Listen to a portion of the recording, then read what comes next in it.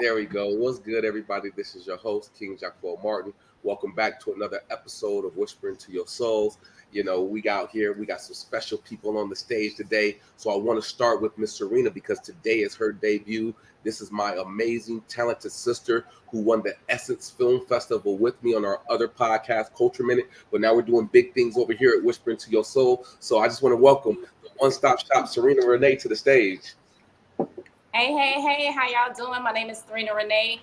I'm originally from Jacksonville, Florida, moved to Tampa, came all the way to LA, and I met these amazing people that I'm on Whispering with Your Soul podcast on today.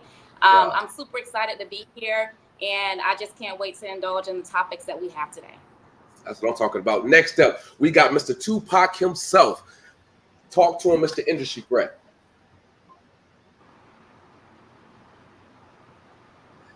Jay, introduce yourself to the people who don't know you yet. To clarify that, I played Tupac in the Death Row Chronicles because we all know there have been another. I played Tupac for the Death Row Chronicles in 2018 that aired on BET as a part of a 6-part documentary. So his name and nickname, he goes by Tupac. But I go by Industry Threat though. And I had to. I go by Industry Threat. And that's it, man. I'm just excited to be here again for another show. And my brother from another mother, another Army veteran, also Industry Threat, was a military veteran. This is my other brother, Mr. Marvel himself. Jay, talk to the people. Introduce yourself. Hello. I'm Justin. I am so happy to be here. I'm the other Jay. Happy to be here. Producer, director, writer, military veteran, all those good things. And I'm excited about the show. Yeah. Awesome. Hey, so before we get into today's topics and the different things that we have on the show, Jay, I heard that you just got done dropping a movie, man, Pure Blue, man. Tell us about it a little bit. Didn't you just do a screening somewhere? Yeah, I did. I just screened my new film, Pure Blue, crime thriller, action movie, cops and robbers. Really good stuff. Screened at the Chinese Theater on Saturday, and we have 10 or 11 more screenings lined up, and it's a proof of concept for my feature that's already written. It's already packaged. Just need the money for it. So screening went phenomenal. I'm sure amazing feedback. I'm sure I'll get great feedback moving forward.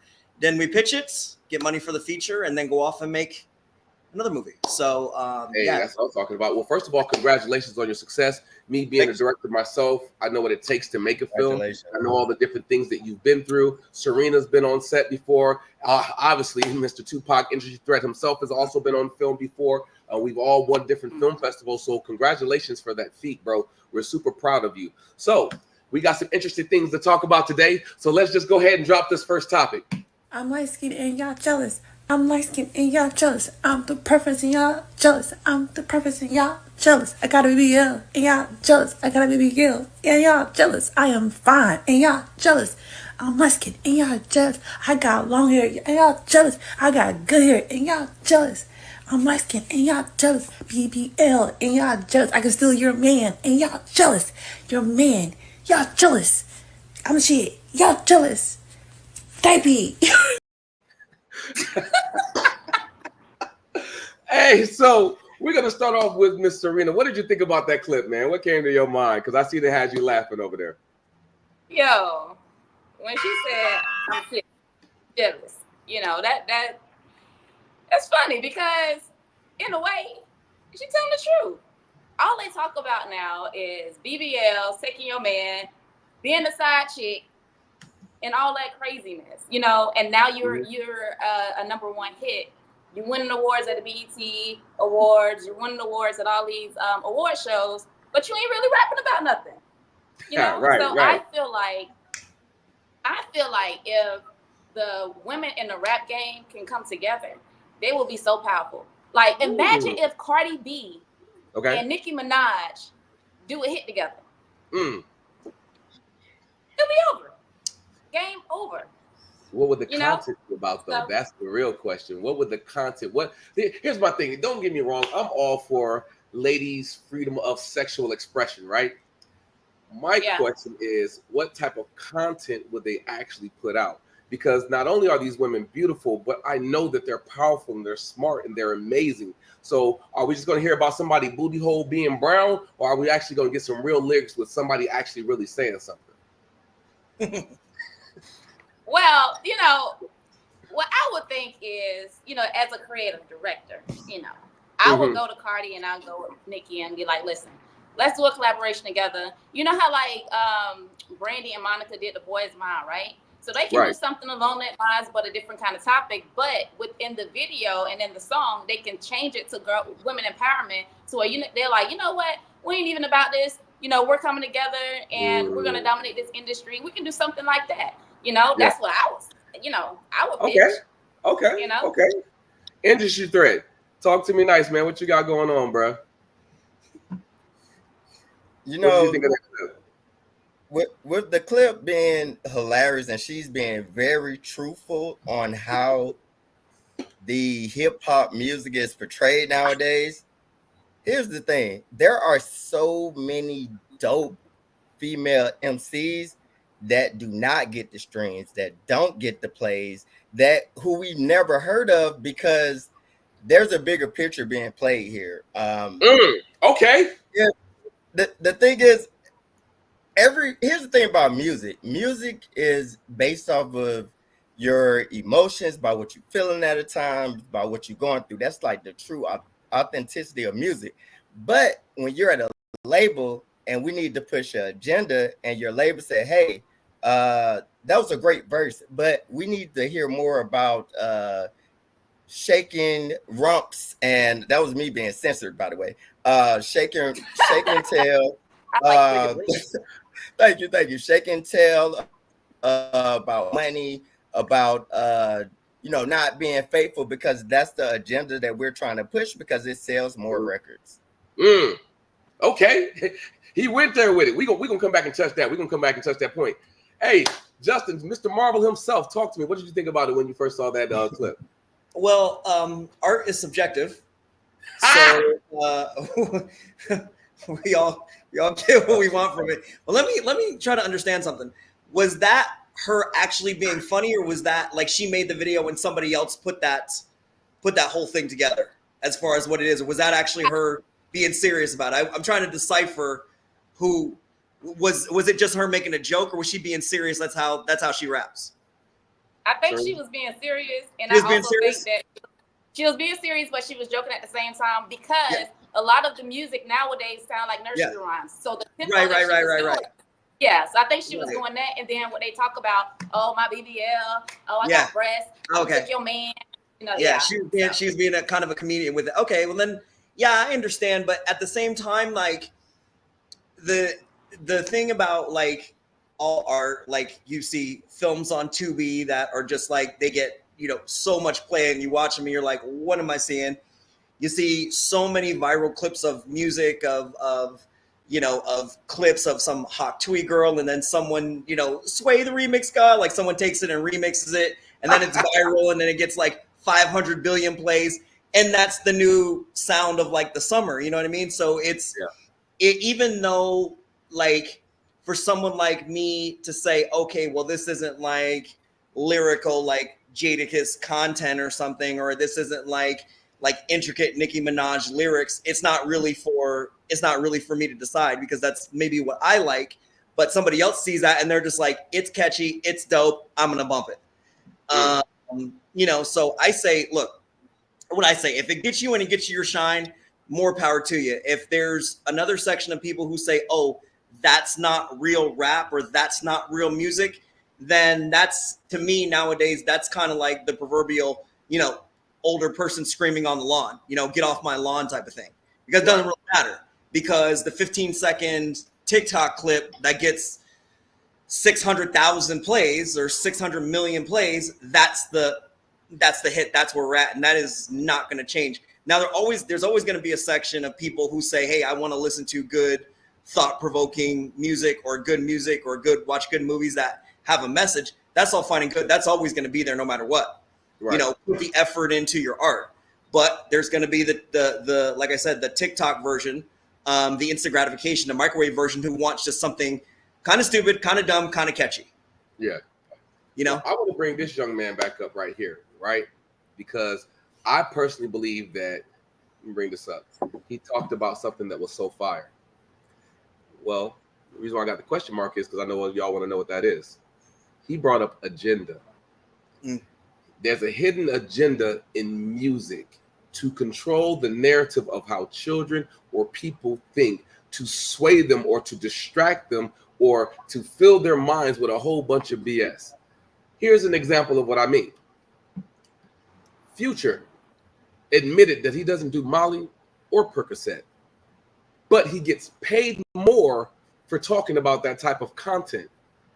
Because if he talks about that type of content and it turns into a hit, what is he doing?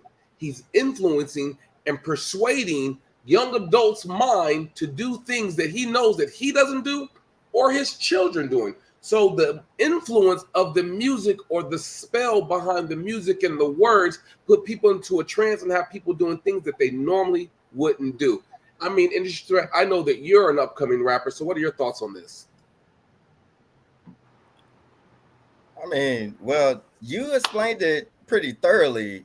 My thoughts on this is that it will never end because, you know, people, they sign on bonus, they want extra money, and if money is holding all power right now, why would they stop making money when that was their whole goal to, despite how many people or lives they inadvertently harm along the way?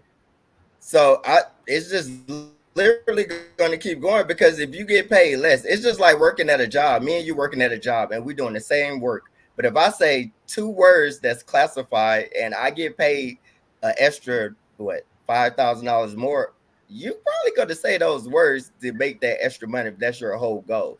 Now, if your whole purpose is to change the culture, is to give life lessons, is to teach, those aren't going to get many plays, and you're not going to be one of those famous artists. I mean, if we can name one of those artists right now, currently, that is famous, right now, based off of those things, please let me know, because it looks like the industry right now. Chance the Rapper. Kendrick, Yeah. Kendrick just got up. Kendrick just got kind of his flowers off of that diss, and I feel like it took a diss to get him to where he needed to be. yeah. And The real one is J. Cole to me. Hey, did you hear the song? J. Cole just put out another song explaining the beef between Kendrick and Drake, and why he didn't want we got to tap on that. We got to bring that in for another show. And why he kind of stepped back from it, and people are still on the post talking smack and saying he's this and saying he's that, but he's like, he's honestly being so real. And I stepped back from this because I didn't want to turn my friends into foes. I wasn't trying to go down that road. But he's still sending it, paraphrasing, hey, but my pen is still nice, just to let you know. If I really wanted to go there, I could. Right. Yeah. But I'm trying to be above all that. And there's still people in the comments talking shit. And I'm like, this dude is trying to be so honest and so straight up, and still people won't let it go. Well, that's the thing. You can't satisfy everybody. So let's move on to this next topic, what we got going on, because, that topic was pretty amazing. Biggest mistake I ever made as a parent, in my opinion, was letting my children go to public school. The second biggest mistake was letting them go to a school at all. The purpose of school is to manufacture employees for businesses. It's not to teach your children to be smart. There's a book that I would recommend highly. It's called Weapons of Mass Instruction by John Taylor Gatto. He was the 5-time Teacher of the Year in New York, in the state of New York, 5-time Teacher of the Year. And he became totally disillusioned when he realized that the purpose of being a school teacher was not to teach math. I think that maybe he taught English or math. He said, I became disillusioned the day I realized my job was not to teach math, but my job was to teach school. Think about it. In school, they teach you that nothing is important. Well, how do they do that? It's the only place that you will ever work in your life where you work on something for 45 or 55 minutes and then a bell rings and you close your book. You don't care about that anymore until tomorrow. It doesn't make any sense. The reason they use bells in schools is because that's what they used on the assembly lines. Lunchtime, ring a bell. Okay, go to lunch. Ring a bell again. You come back from lunch. The whole thing was programmed for a stimulus response. We still tell our children, well, if you want to do well in life, you got to go to college, get a degree. The only reason we tell them that is because that's what we're expected to tell them. We haven't really. That is such an amazing topic. So I highlighted you, Serena, because I know we both have little ones. You know what I mean? I know Jay does too. Well, all of us do. But I wanted to know, what is your opinion about the school system after seeing this clip? So we briefly talked about this, before, King. I agree, because at the end of the day, a lot of stuff that we learned in school, we don't even use. That's number one. Number two, I can speak only, for myself and my daughter. When the pandemic happened, my daughter, she was an all A student in advanced classes, gifted classes as well. And when the pandemic happened, they just kept loading the kids up on busy work, stuff that didn't even make sense. And so she kind of fell behind because she's an in-person learner. So her grades started dropping. I had to tell my daughter, a grade don't define who you are. You know who you are. So at the end of the day, just because your grade went from an A to a C, Samaya is Samaya. Everything outside of school, you excel in. You have your own business. My daughter had her own business when she was in 3rd grade. Made $300 in the first 2 hours. She did that, So again, I do agree with what they state in reference to that. They're really, like you said, they're trying to build up workers and not businessmen. They don't teach us economics properly. They don't teach us taxes. They don't teach us things. Yeah, they don't teach us anything that can. Well, we used to have home economics back in the day. They took that out. Woodshop. Yeah. Those are skills that was helping us as men and women to be an asset to the society once we graduate. Having trade. Yeah. Yeah, we don't have that stuff anymore. And it's just like, you're pushing these kids out. You want them to hurry up and go to college. You got to pay for college. Then they fall into debt. Then, some people can't even get a job because they're already in debt, and some jobs look at credit scores, for the education. Mm-hmm. So at the end of the day, although you do send your child to school, because it is mandatory, if you don't send your child to school, either they have to go homeschool or public school or private school. If you don't send them to school, at least teach them something. If you don't send them to public school, please teach them, things outside of what the public education system teaches them. I remember one time my daughter was in elementary school, and it was around Black History Month, and all they kept talking about was Martin Luther King, Rosa Parks, and my daughter, I think she was in 2nd grade at the time. She was like, "Mom, I feel like it's more Black people than that." And I was like, "It is more Black people than that." She was like, she's in 2nd grade. So she asked me, can she go to the library? We went all the way to the library or whatever. She pulled this book about Ruby Bridges. I didn't even know who Ruby Bridges was. So she did a whole little project outside of school on Ruby Bridges. And that was a Black History moment for me. Wow. From a 2nd grader, because they only teach what they want to teach. Now in Florida, I'm from Florida. Our governor is, I'm gonna try to keep it sensitive, but y'all know, but he's trying to take out Black history in the schools. He's trying to teach that they're changing the school books now. Yeah, they're changing the school books. This N-word is trying to say that slaves were not treated bad. Right. This N-word said, they're minimum wage workers. Yeah, they were workers, and they actually had got benefit from that because we gave them land. No, you did not give us land. Right. You did not give my ancestors land. First of all, you took the land from the Indians. Then you want to put Christopher Columbus in the books talking about he discovered America. He didn't discover nothing. So at the end of the day, we have to teach our kids outside of the education system. And also, one last thing before I pass over to you guys, make sure that if you have your kids in any schools, that you go to the schools, make sure you know their teachers, because a lot of these teachers are also teaching their agendas. They're teaching them stuff outside of your household, outside of your religious belief. So you make sure that you know exactly what your kids is learning, be an active parent at all times, and that's it. Next up, Mr. Marvel himself. You served our country. You have shorties. What do you think about the education system and when we send in our children to school? What are your thoughts? I think we're at a very, very interesting time when it comes to education, when it comes to school, when it comes to learning. And I'll preface this by saying, like, and I agree that parents have to be fully active in their children's learning and school and all that, because it does start with the home for sure. So back in my day, that was a long time ago, back there with Judas and the 12 disciples and Shadrach, Meshach, and the bad Negro. Go ahead. So here's the thing. Back in the day, there wasn't access to information like there is now. There was no Google, there was no YouTube, there was no anything like that. So basically, when you went to school, whatever you learned, that was kind of like word is bond. There was no real fact checking like there is nowadays.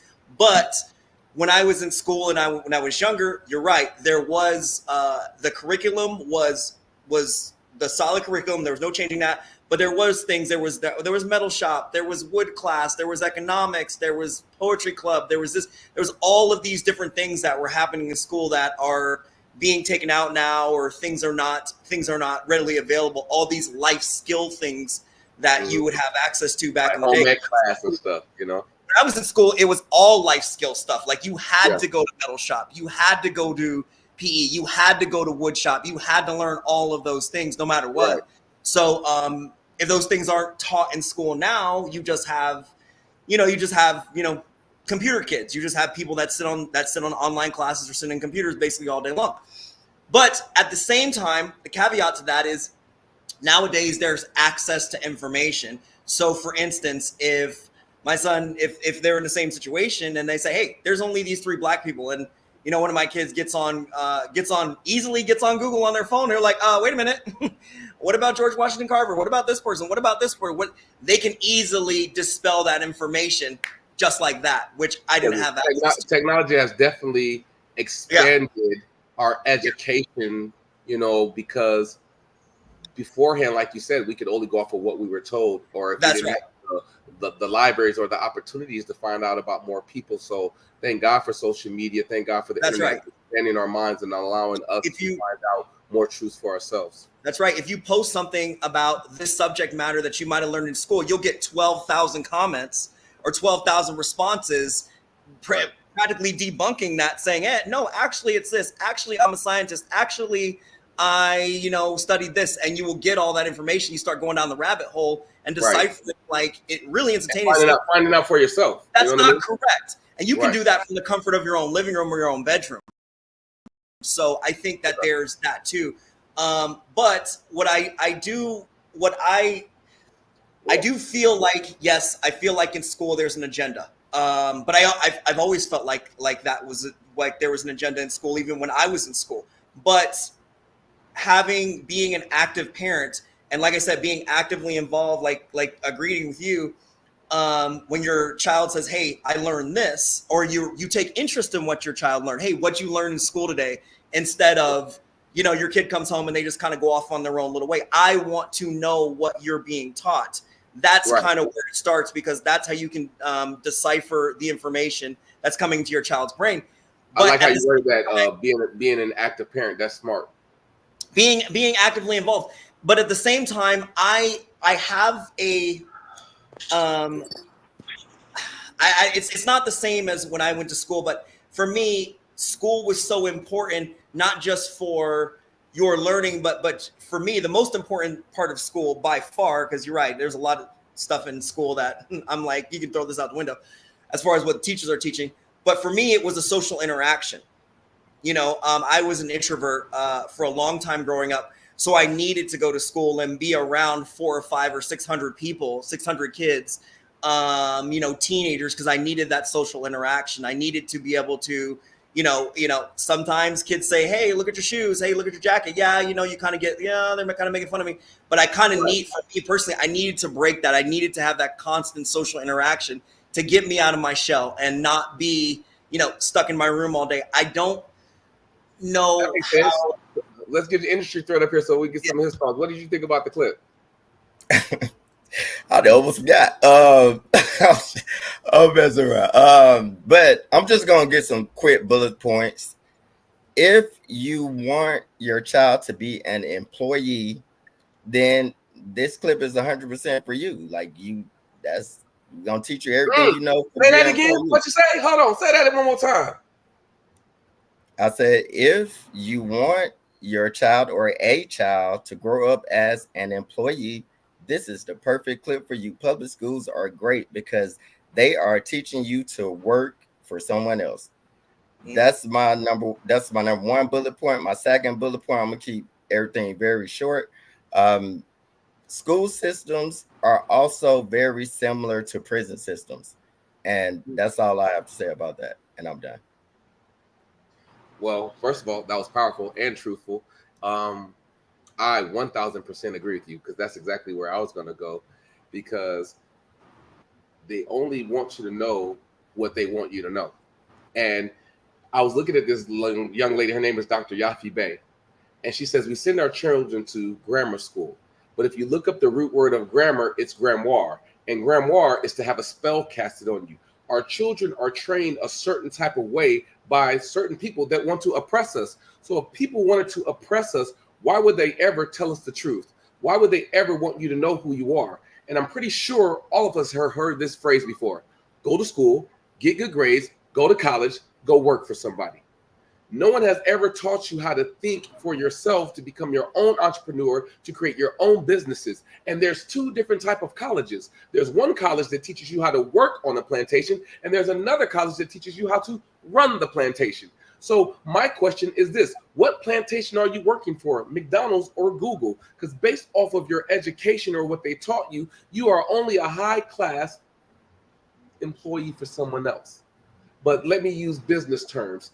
On a business and a plantation, it's the same thing. In business, you have a worker bee, manager, CEO. Well, on a plantation, you have a slave driver, master. So what are we training our children to be? Are we training our children to own our own dreams, or are we training our children to work for someone else's dream? I'm not saying there's nothing wrong with a job, because I've had one before. But what I'm saying is, if you can have a discipline for someone else's job, you better have that same discipline for your own dreams. Let's move forward. I don't think that there was one perfect man that you seen on the show, but you decide to speak on every little thing about this one man. And you talk like my little brother. I feel like I'm talking to my little. I don't like that you put the fake flower in your vest trying to make it look better than what it was. Yeah. I don't like that you brought a fake briefcase. There's probably nothing in there, and it's also halfway open. You should probably close it.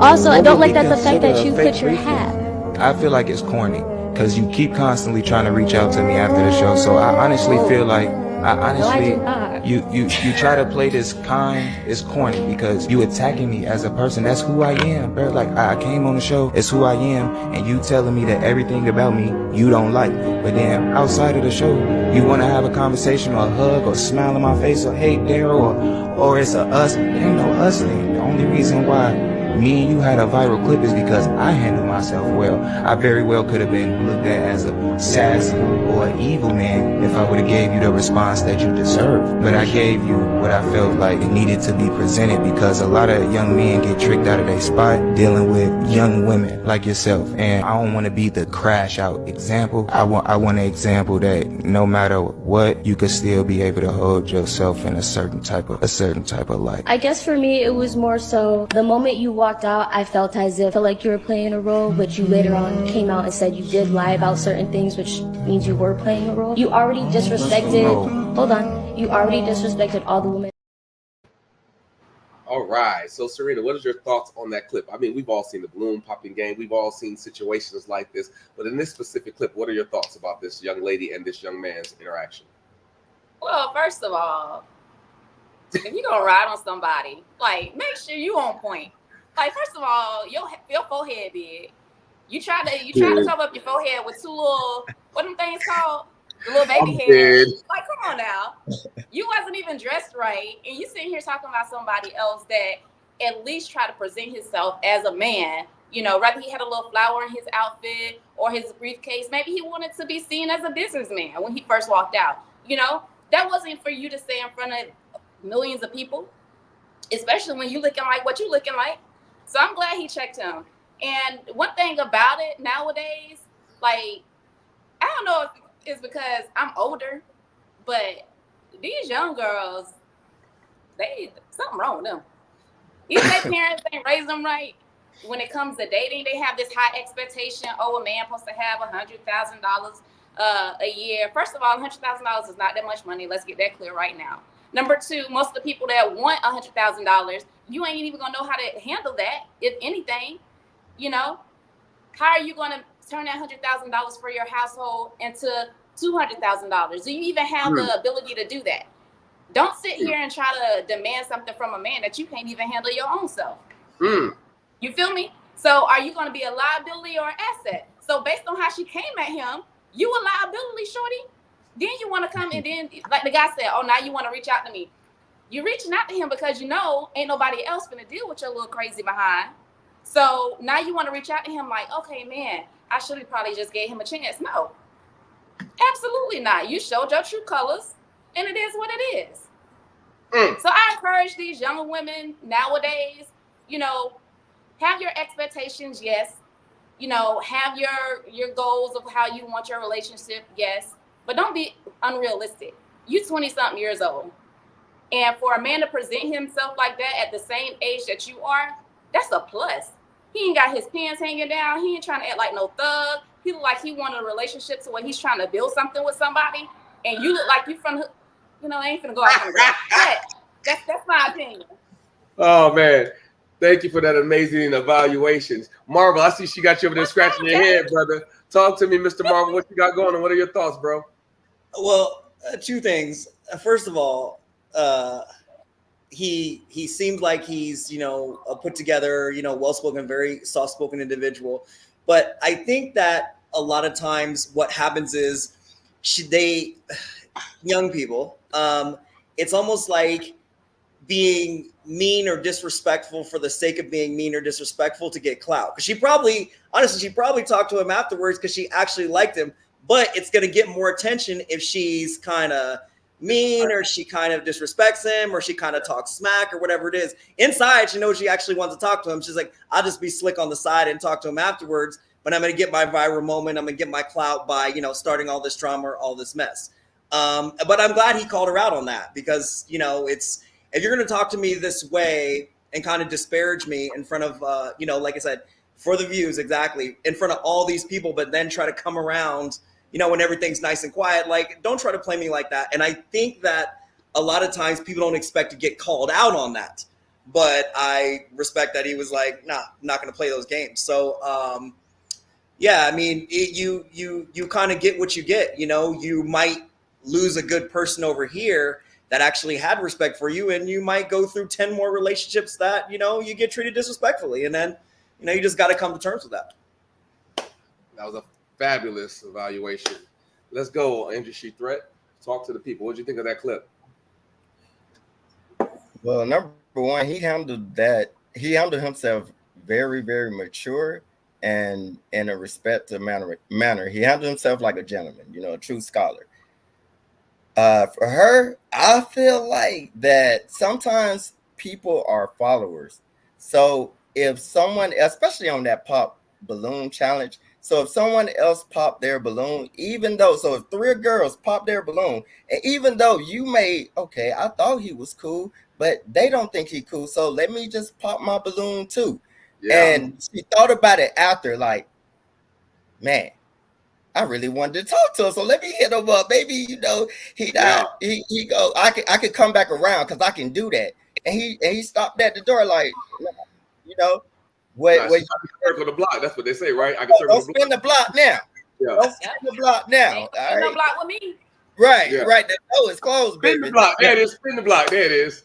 Yeah, but those were my opinions on that, man. But how many times has she done that before to other guys, you know, or other people, and then circle back around and they just took her in like, oh, well, she, you know, I got another chance. Well, obviously, it didn't work because you didn't work this time, right? So, you know, at the end of the day, I feel like these young girls just, if you want to be in a relationship, be in a relationship. If you want to just sleep around, let it be known. Be a grown woman about your stuff, and you know, don't sit there and disrespect somebody in the public, and then try to say I want to talk to you. That's just like if I'm married to somebody and we have a disagreement, and I'm talking my shit in front of everybody. I'm embarrassing my man. Like, I won't do that. We're gonna talk about that stuff behind closed doors. Right. She could have kept her balloon. She could have been like, okay, well, let me see what it do. And then she could have said those things afterwards and say, hey, Right. you know, I like you, but these are some things that I see that I don't like. Red You could have flag. had that conversation behind closed doors. Right. Yep. I'm still mad at them little baby head thing. If you put that video back up, you know, look, like, don't be getting on there. For real, don't be getting on there. Oh, You that's looking to half crazy. mess yourself. Like, come on, girl. I'm genuinely confused about this one thing. Thanks for the video. You know I can bring the video back up. Don't make me do it. I ain't gonna do sis like I'm that. just messing. You ain't got to put it up. But I'm just saying, don't I be was coming up there. serious. You looking to half mess yourself. You know, chill I will out. say this, right? I will say there's a difference in growth versus still being young.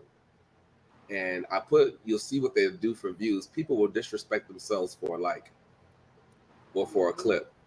And so I think she exposed herself, but what she doesn't know is there's repercussions to everything that you do. Because once you're done making that clip or that video, you know you're going to go back out there into the real world and people are going to remember you based off your clip. And people will treat you based off of your clip and how you conducted yourself. So if you're actually looking for real love, people won't ever really take your love serious because of how disrespectful you were. And if you would do that to him for a viral clip, what would you do to me in real life if I really loved you? And that might actually explain why you're still single, because you don't know how to conduct yourself in situations where you could have just told me that in private. How can I trust you with anything if you're willing to put me in front of, blast me in front of the world for everything, right? And that's why it was interesting. And I'm so glad he pointed out, like, yo, why are you going to try to reach out to me in private, but in public you try to disrespect me? Mhm. You know what I mean? So I think it's a masterclass for young men, actually. I think that was a masterclass for young men on how they should conduct themselves in those type of situations, because you will face those different type of situations, and you don't have to be gaslit to do something stupid. You don't have to start yelling or disrespecting her. You can stay in your manlyhood or your kingliness and be able to walk away from a situation with your crown still intact. Or vice versa, because don't get me wrong, it goes the same way when a woman tells a man no and he doesn't know how to act and he wants to start being disrespectful towards her. And she's like, dude, I just didn't want to give you my phone number. You ain't got to do all that. You know what I mean? So I think it's a two-way street of how that young man conducted himself, whether it be male or female, how to handle yourself in those type of situations. The question is, who will you be? So my thing is, I want to know who helped raise that young man. I want to know, where did he get that skill set from? So that way we can continue passing that skill set on, instead of just twerk videos, instead of just balloon popping videos, because it's crazy how much toxicity that we can put out into the world, but yet we really won't highlight people who are doing the right thing in the right situations.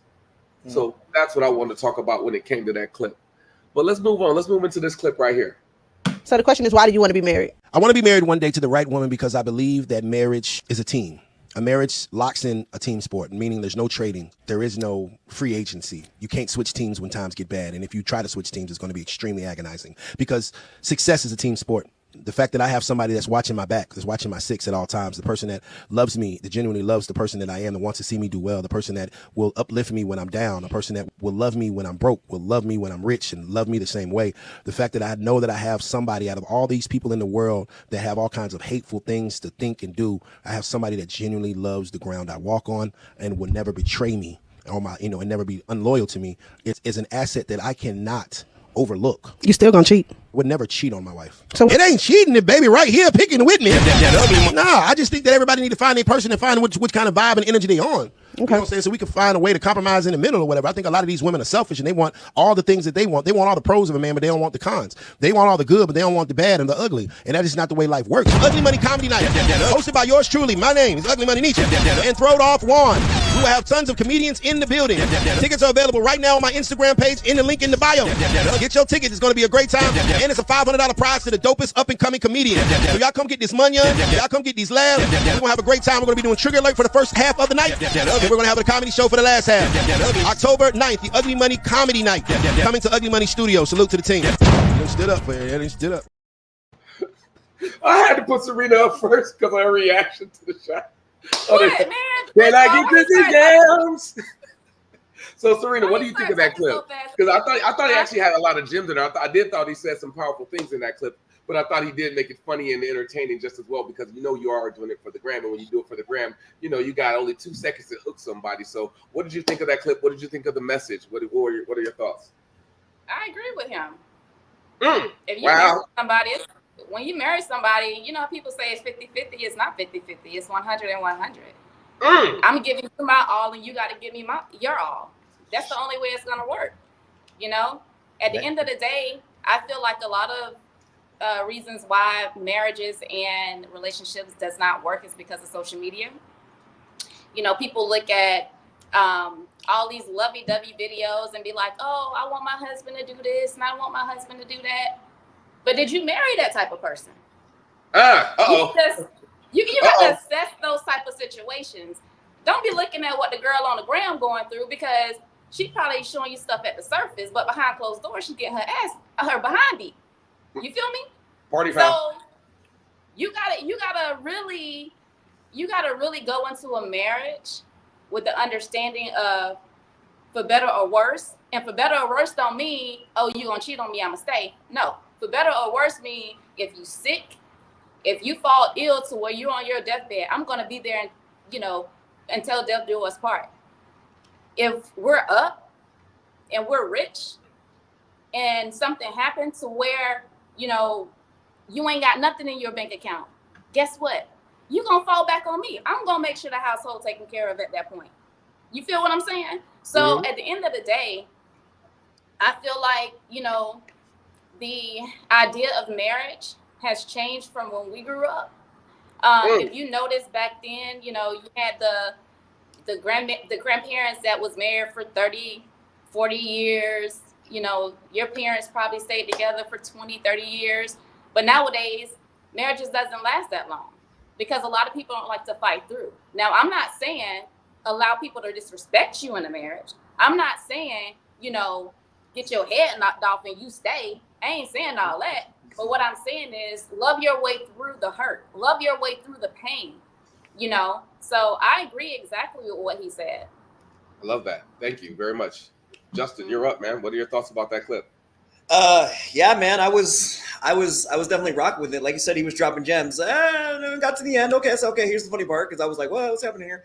But hey, wait, what were you referring to? What are you talking about, Justin? I don't know. When he was talking fast, right? Yeah, he was talking fast. He was talking fast, and then they were showing some. What were they showing? The people want to know what were you looking at? What were they showing? Some what? They were trying to look, you know, the peach emoji. Yeah. Yeah, it on camera. We're trying to be, you know, professionals here. But in all seriousness, I do agree. Oh, but that's what it was. Okay, go ahead. Right. You know, I completely agree. You hit the nail on the head. It's 100. I think that, you know, putting the social media stuff, you know, at the forefront, everything is instant gratification, and people see what's glossy. They see the honeymoon phase. They see all the fun, good stuff. They see the pictures. They see everything else. They see the trips. They see all this stuff, and they think, you know, that's how it is. But you know, the honeymoon phase, the lovey-dovey stuff, that stuff wears off, and it wears off pretty quick. And you know, and in any serious relationship, but definitely a marriage, a contractual obligation, you know, there comes the work part. And the work part, yeah, of course, there's love and there's great times, but the work, that's the remainder of you guys' lives. The work is establishing the trust and building the communication and having that strong foundation that's going to carry you through, like your grandparents, for the next 30, 40, 50, 60 years. And I think that a lot of people, like you said, are not willing to engage in that, primarily for the simple fact we're talking about this younger generation, because they do see all the social media stuff, and that's a huge distraction. They see, oh, I'm in a situation, I'm having some issues in my relationship where things are not perfect like I would like them to seem, but I see this other thing over here. And now I want this. And you're inundated with that 24 hours a day, as to where your grandparents, they didn't have none of that. The only thing they saw was their other person, day in and day out. Hole in the wall. They was going to the sugar shack, the juke joint back in the day. All the juke joints. That's true. And there was that too. But none of that is as prevalent as what we have today. So, you know, people have to starve those distractions and focus on their significant other, and, you know, and honestly be true to themselves. What do they want? Because if you don't want this long-term situation, don't drag the other person down into the abyss with you, because you're just playing games. Okay. You're up, industry threat. Well, I would say marriage pre-technology or pre-social media era was the way to go. As mentioned, like your parents and grandparents together for years, it is great to find that one person that you know you can share these great moments with and things of that nature. But post-technology has definitely tainted traditional values, and based off of that, to attest to Justin's point, not only are you not just seeing your one person, now you got about 43,000 people that can get access to your girlfriend or your man, I mean your wife or your husband nowadays just through that DM, you know? So and also by lifestyle, everybody craves a great lifestyle. So Instagram will show you the best of the best. That's the thing about information. Whenever there is too much information, it saturates the thinking process. Now, things that you wasn't even mentally involved or thinking about, now you're like, oh, I need this. Well, you weren't thinking about that until you just saw this Instagram post 35 seconds ago. Now it's a necessity for life. I think aside from technology driven marriages, and I guess for financial benefits, I would say aside from those things, marriage is freaking amazing. That was me censoring myself again. Freaking amazing.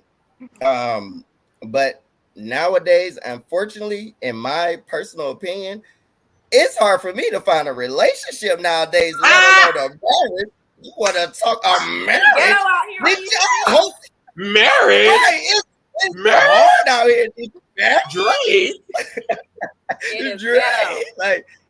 Like what? Oh, to ground it back down, pretty much traditional. If there's a way to find a traditional woman in this technological society, that'd be amazing for me for marriage. But other than that, I guess I'm gonna be a pimp named Slipback.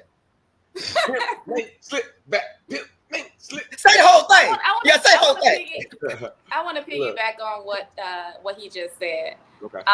When it comes to, you know, back in the day of how our grandparents and parents dated, I remember reading an article from the World Health Organization, and they said, it was last year, they said that we're in the state of emergency for loneliness.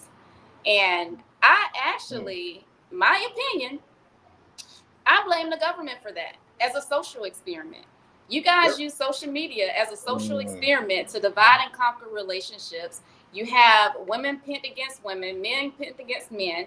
You know, you have women saying, oh, well, if men don't do this, then I don't want to talk to them. Then you have men that ain't got money talking about something. All they want is my money. You ain't even got nothing to take. You know? So you got all these people that's really like, you know, you got all these people that's like pulling from each other. And when you get with somebody or whatever, and it seems like it's a hopeful relationship, now you think in the back of your mind, because of what social media is showing, is this dude here for me for, you know, just to use me for sex? Or is this woman here for me just to use me for my money that I don't have? You know what I'm saying? So you have those. I'm just. I don't have. That's funny though. You got to throw a jab at the brothers though. You try to stick a jab. Time out. The reason why I said that is because the only men that say that is the men that's broke. The men that ain't got money don't even care about all that. Yeah. I'm just calling a spade a spade. You feel me? So you have that. Make a little jab at the fellas. A little jab. It ain't no jab. No, you're good. You're good. Anyway, so I feel like the World Health Organization and the government did this social experiment that divided the traditional way of relationships. Yeah. You know, and everybody want a microwave relationship. Yeah. That's it. Yep. I 100% agree with what Serena said. And our own greed is the demise of what love is. Because we don't even know what love is for ourselves. So how can we actually love a partner? And the funny thing is when the partner can't supply, you have a whole bunch of people in your DMs saying, well, I could do it. So it's almost like people are stuck in the rat race of the 80-20 loop. 80% good with the person they're with. But that other 20%, you feel like you're missing out on life. So you leave the grass that you're in, and then you go to this fake turf over here. And then when you get to this fake turf, you see that this ain't nowhere near what you had. And then people try to spin the block, but now it's too late. And it's the one that got away. You know what I mean? Well, no, you got away. You took off your crown. Anybody could be with you in a relationship during the highlight. But you can tell how good your relationship is when you go through something. How do you show up in the storms, in the problems? Is it death by 1,000 cuts, or is it a major situation? Your storm defines your character. I don't need you to love me when everything is good. I got enough fake love around me then. But when I'm sick, when the job ain't going so well, when my pockets are tight, when I can't do the things that I used to do, can you still love me then? Can you love me when I get on your nerves? Can you love me even though you don't like me at times? Can you love me when you don't want to speak to me and you need a little bit of space? Can you love me in this midst of when you need some space and you got Tom, Dick, and Harry in your ear trying to be your pillow? Can you love me when I'm not around and your girlfriend says, "Ooh, girl, we can do this and let's go on a girl trip. We can do that. Let's go outside." Love is defined by who are you in the midst of the real time of need. Yeah. Who will you be then? How will you love me then? If I have to go to Iraq and I'm going for a year and you can't see me, will you still hold me down? See, but there's a big difference between love and loyalty. See, I don't even just want your love all the time. I would rather have your loyalty than your love, because love can be here today, gone tomorrow. You love me here and now you can love somebody else. But loyalty, there's something different when it comes to loyalty. And I think we lose loyalty in the midst of love. But if you actually really understand love, loyalty is under the umbrella of love, because if you really love somebody, then you'll be loyal to the person. But a lot of times we love our selfish ways. We love our greed. We love the benefits. We love what they do for us. We love the likes, the views, the money. We like the trophy. We like the things that a person can do. And when we can no longer get that, then we don't love them no more. We throw the person away. And we move on to the next person who's going to gimme, until we realize that's not what we actually really wanted. We ask God for things, but when God actually gives us the thing, do we actually take care of the thing that we asked for, or do we take advantage of it? Do we devalue it? So we got to be careful with what we ask for, but that is definitely an amazing business choice that you have to make. I ain't gonna lie, I done failed at it. I mean, I could be honest about it, but you got to learn through your failures, because your failures don't define who you are. You know what I mean? You just get to continue to grow. And here's one thing. Let me tell y'all one more last thing. I mean this from the bottom of my soul. Stop blaming everybody else. Every relationship that you've been in, you were there. Every good one, every bad one, every breakup, you were there. You are the common denominator of everything that you've been through and every relationship that you've been through. So if all you do is point fingers, that means there's something in your blind spot that you're not seeing about you. You got to learn how to show up differently if you want different results and act differently to attract different things in your life. You know what I'm saying? That's just some real food for thought. Who do you be? How do you heal? So that way you don't bring old situations into new blessings.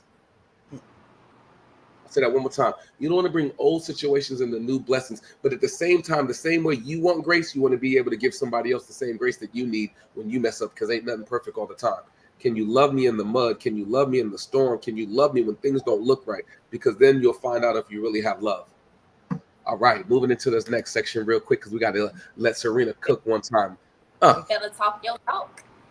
I'm genuinely confused about this one thing. Why does everybody hate Russell Wilson? He married the black woman, he's raising his family, and he seems happy doing it, which a lot of women say black men don't do when they get successful, is marry black women. So why the hell do we hate Russell Wilson? Is it because he got finessed by Sierra? Or is it that he claimed Little Future as his responsibility when he decided he was going to marry his mom, as you should do, because that's what comes with it when you marry a woman who already has kids by another man? It's just funny that he did the right thing. He's taking care of his responsibilities, while there's actually deadbeat fathers out here trying to tell men not to sleep with single mothers when you don't even co-parent with the single mother you created. I'm genuinely confused why we hate Russell Wilson. Oh, are y'all mad because she dated Future and now she's acting like the wife of the year? But those be coming from the same dudes who literally were simps just last year, started watching Red Pill content, and changed their whole demographic of women they decide to date, because now you're aware, you learn from your mistakes about the type of women you used to sleep with. So only you deserve to have change? And I'm not defending anybody by all means. I'm genuinely trying to understand based on my observations. And then it's the ones who actually raised by stepdads that got the nerve to be on the internet talking about single mom. We act like fatherless household just started yesterday. So for people that have so many opinions about what a dad should do or with a kid that's not his, shouldn't y'all be mad at Future for having all these kids all over the place, but y'all are mad at Russell Wilson Wilson for not letting him not have a father in the first place when the whole problem with the black community is lack of fatherhood? Because if women are running around saying, because Russell did it, you need to do it too, then we got a problem. But if nobody's saying that, why the fuck do we hate Russell Wilson? Well, we're going to bring Serena in on this clip. Serena, what are your thoughts on this clip? Let's try to keep it to a minute. Let's try to keep it to a minute. You know what I mean? Because we got something special that we want to talk about. Keep it to a minute. Why do we hate Russell Wilson, right? I don't hate him. I think what he's doing phenomenal. It's the ones, again, like I said earlier, it's the broke, disgusted black men that have an issue because you never seen a successful man be successful in a marriage or a household. So because it doesn't look right to you, you don't have something to say about it. That's just like when you in high school and, you know, you got all the name brand clothes on, and then you have this one person over there that don't have name brand clothes on, but you picking on him, but he's get his grades and he go off to college, right? And now you still stuck in the mud. It's the same thing. You have the only people that say something about Russell Wilson is the people that don't even love who they are as a person, don't know what it is to be a real man. So you can't speak on a real man if you ain't no real man. So that's my less than 1 minute for you right now. Powerful. You're up, Marvel. Straight haters. Straight haters. They got 18 children by 18 different women, and this guy has his life together. He's successful. He's got it all together. And they're just, you know, they're salty because they'll never have that sense of peace within themselves. And forget the money and the success and the fame and everything else. They don't have that sense of peace in themselves and that sense of honesty with themselves. They're just gonna sit on the sidelines and just hate. That was a great analogy. You know, the person that's just in school getting their grades and doing their thing, and then boom, it's like, he's a square, he's this, he's that, he's wearing like a flannel shirt. I mean, he's got no swag and all that stuff. And then boom, Harvard. Oh, why he get to go to Harvard? Why does he get to be successful like that? That's the only reason why. Just haters, man. Cool. Boom. Jay, you up. Okay, bad. Real quick to the point.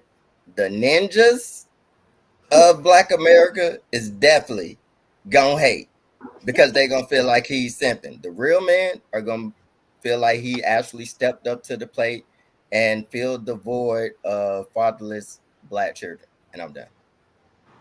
No future. I'm going to get on the ladies because they did a poll about which one person would you rather be with, Russell Wilson or Future, and women were choosing Future. But then you complain and say you want a real man. It doesn't make any sense to me. So you can't have your candy and ice cream, or cake and ice cream. Sorry about that. You can't have your cake and ice cream at the same time. But I think that's a program, and I think that's conditioning why we think the way we think, because the man who's actually going to love us and that we can actually have a marriage with that really wants to build with us, we don't want that.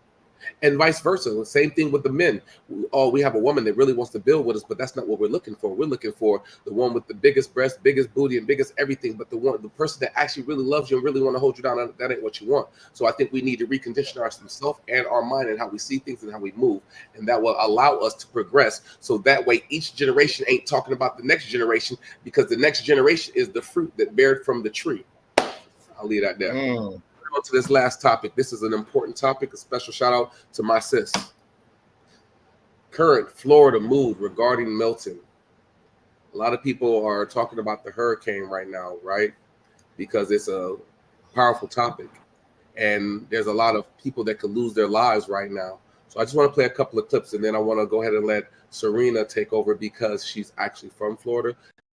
She has a lot of family and friends out there. So we're going to get through these clips, and we're just going to give a moment for Serena to just do what she do. Fed says they have no more money left to respond to hurricanes after FEMA used $640 million this year on migrants. And let me give you some other numbers so you can hear what I'm talking about here, where our money's going. $24 billion to Ukraine, $11 billion to Israel, $1 billion to Ethiopia, $1 billion to Jordan, $1 billion to Egypt, $1 billion to Afghanistan, $1 billion to Somalia, $1 billion to Yemen, $987 million to Congo, $896 to Syria, and $9,000 per illegal immigrant that's entered the U.S. But guess what? Americans who have lost everything to this hurricane situation, you want to know what they're getting? $750 courtesy of FEMA. And if that doesn't make your blood boil, I don't know what will. Powerful. I got one more video for y'all. Let's go here. Dramatic pause. Imagine this. Imagine 3 feet of storm surge right here. Now, if this amount of water catches you by surprise, it's too late to evacuate. Cars are floating around and floating away. There's large objects in here that could knock things down with a battering ram-like force. Now, there's no way, again, to evacuate with this kind of storm surge. But we know there's going to be places with more than 3 feet. Imagine 6 feet of storm surge. Now, this completely floods out the first floors of homes and businesses, and the only way to escape that is to move to the higher floor of a building. Now, unfortunately, there are going to be places that get more than 6 feet of storm surge flooding. Imagine this, 9 feet and even beyond of flooding, of inundation. This is practically not survivable. So please follow the advice of your local officials when they ask you to evacuate. And if you have any questions about what evacuation zone you're in, if you need to go and or where you need to go to floridadisaster.org. And by all means, everybody, please stay safe.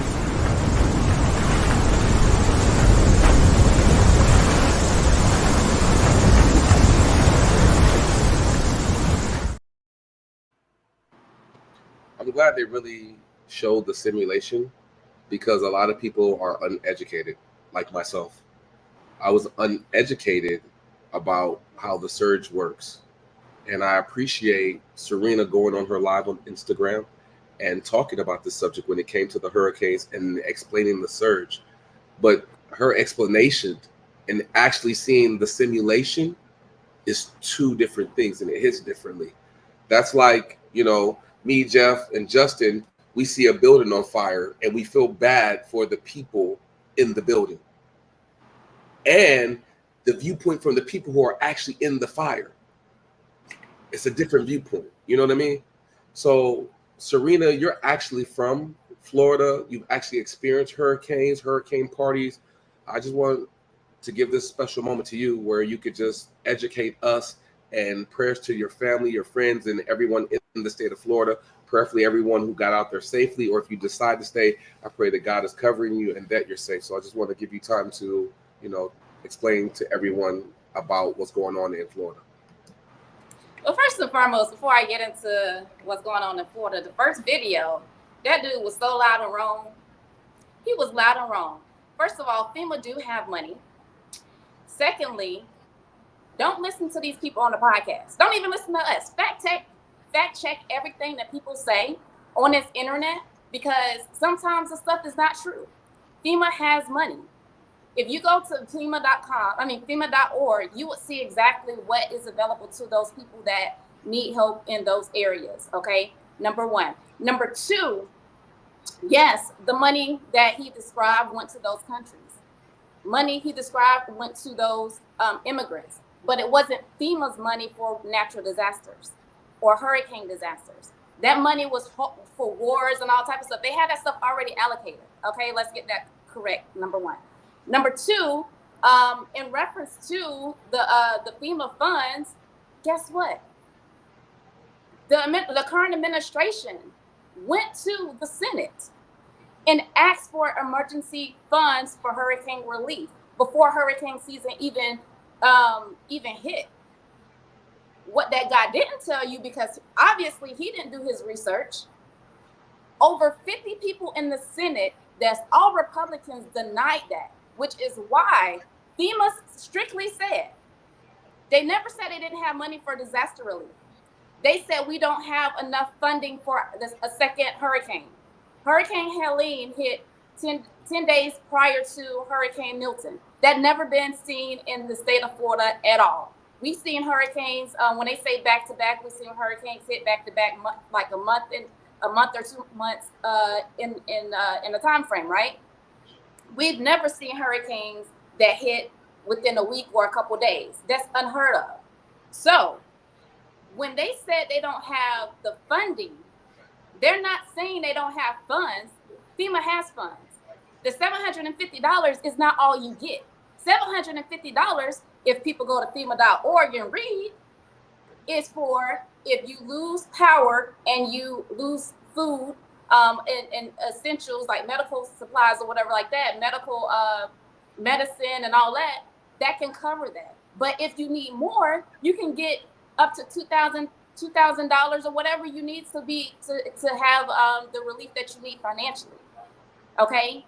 What he didn't tell you, again, is that FEMA will put you up in a house or temporary housing if you have been displaced from a hurricane. Again, stop listening to these people in podcasts. Stop taking what people say on this internet for face value and open a book, go to a encyclopedia, go to a library, Google the shit. Google the stuff you need to, and find out the facts. FEMA is putting people up. They pay for people to be in hotels for Hurricane Milton because, for one, people spent a lot of money for evacuations for the first hurricane, which was 10 days prior to Milton. So FEMA did step in for that.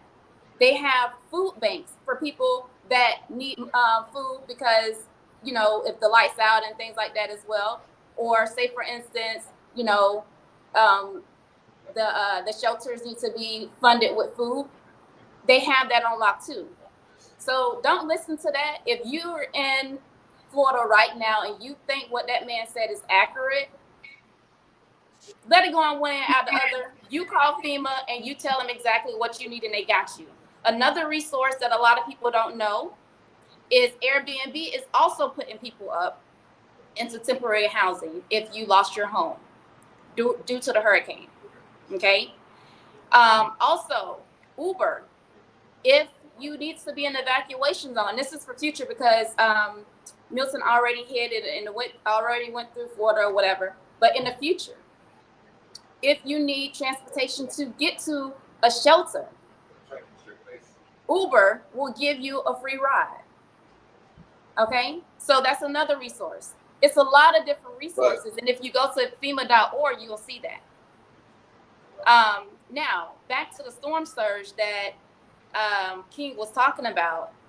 My analogy for that was a lot of people kept saying, they're saying it's a Category 5, but about time to get on land, it's going to be a Category 3, and we shouldn't have anything to worry about. No, that is not true. First of all, this hurricane was one of the most historic hurricanes that the Daily Mail even stated that we should categorize this as a Category 6. That is unheard of. The highest level of a hurricane is a Category 5. So for you to say a Category 6, that's insane. So like I was telling King, yes, the hurricane was a Category 5/6, right, in the ocean. So what it does in the ocean is it builds up energy. It builds up all of the water to keep it, going as fast as it can, as strong as it can.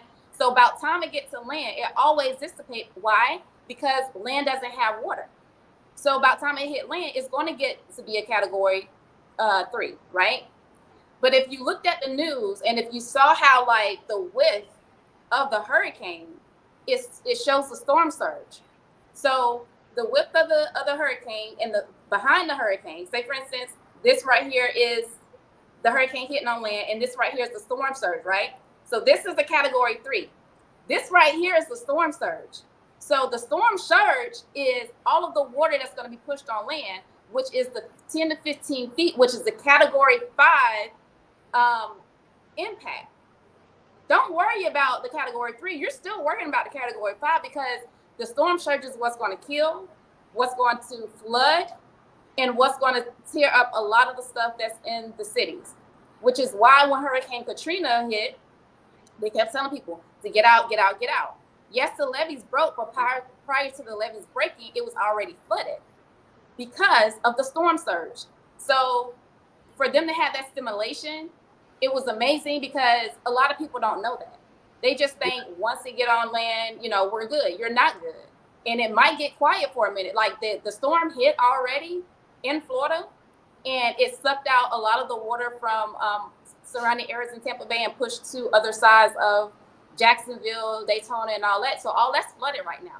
But when that water rushed back in, maybe in a day or two, that can be a whole nother flood too. another storm surge. So you still have to be careful with those things. Well, I definitely want to say, thank you for explaining that to us. We greatly appreciate that because I didn't know, so I appreciate you educating us. Shout out to your family, friends, everyone that's in Florida, anyone that can be affected by it. Shout out to North Carolina because they're still dealing with the hurricane that hit them. Yep. So prayers to any and everyone that could possibly be affected by this. And just because you're not in Florida doesn't mean you shouldn't care. A lot of times people don't care until the thing is knocking at their door and then they want love and help. Well, in order to get a blessing, to be a blessing. And if you're able to be a blessing, be a blessing. Be a blessing being safe because people will try to take advantage of your blessing. But for the right situation and the right person, do what you can. And I'll just say that. So this is our show, Whispering to Your Soul. I'm your host, King Jacquel Martin. This is Industry Threat. This is Mr. Marvel, Mr. Justin himself, and the one-stop shop, Serena Renee. Do you guys have any final thoughts about the today's show? Serena? My final thoughts are stay prayed up because 2024 has been very hard for a lot of people. It came in throwing some blows, but we throwing blows back. We only have a couple more months until 2025. Use that time to make sure that you build your 2025 to come out successful January 1. Reevaluate your circle. If there's people in your circle that's bringing you down to where your goals are not being met, it's okay to step back from those things. Focus on your goals, focus on setting an example for not only yourself, your peers, but also your community. Those are my final thoughts. Marvel, final thoughts? Yeah, fantastic show. I'll keep it super brief. Love and respect yourself.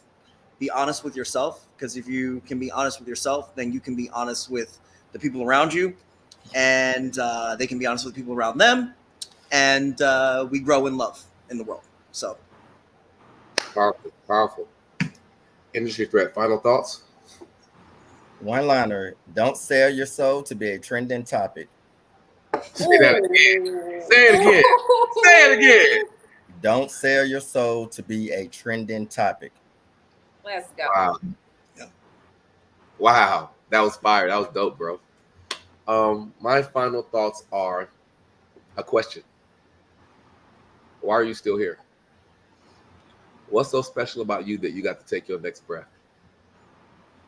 What's so special about you that if you're allowed to see tomorrow, what will you do with that gift? Do not waste the gift or your next breath without being the best version of yourself.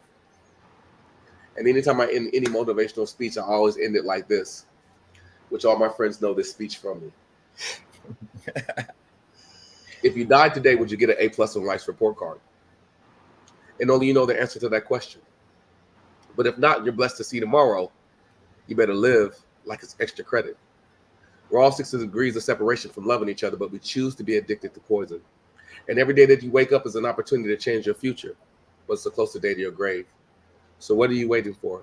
You should be great with every breath you take, because it could be your last.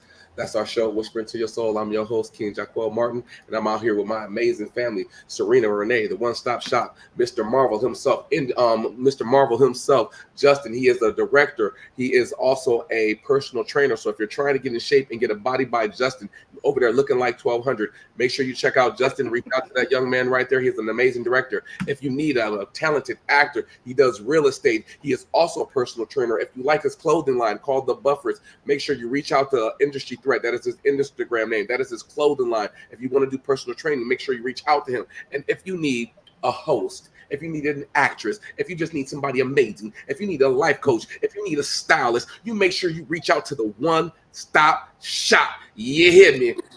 And look, and if you ever need a speaker, you know what I'm saying? Talk to your boy, King Jacquel Martin. I'm here. If you ever need a director or a creator, I'm all about that. And if you just want somebody to just be honest with you, you can talk to any of us on this platform. That's what it's for. So make sure you get in those comment sections. Make sure you like, subscribe, and tell a friend. Bring them to the show. We're going to holler at you. Get in, Whispering to Your Soul. Peace.